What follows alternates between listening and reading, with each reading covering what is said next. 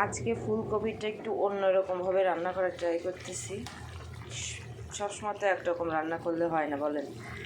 আজকে ফুলকপিগুলো আস্তে আস্তে রেখেছি, আর এগুলো একটু ভেজে নিছি, আর আলুও এভাবে গোল গোল করে নিছি।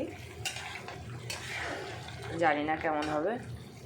আমি কখনো তরকারিতে আদা রসুন আদা রসুন দিই, কিন্তু আদা দিই না। আজকে ফুলকপিটা অন্যরকমভাবে রান্না করতেছি, তাই ভাবলাম যে একটু আদাও দিই। আর এখানে মাছ ভাজি করে নিছিলাম, এইগুলো এখন দিয়ে দিচ্ছি। জানি না খেতে কেমন হবে। কালার দেখে মনে হচ্ছে যে ভালো হবে, আর বাকিটা রান্নার পরে খাওয়ার শেষ সময় দেখা যাবে। আমি সচরাচর না এইভাবে রান্না করি না। আজকে ভাবলাম দেখি একটু ভিন্নভাবে রান্না করে দেখি কেমন লাগে। সবসময় তো একরকম রান্না করি, মাঝে মাঝে একটু ভিন্নতা আনতে হয়।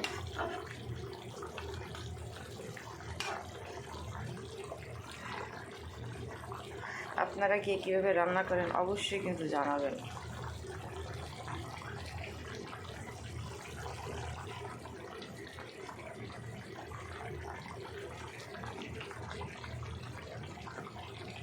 ধন্যবাদ।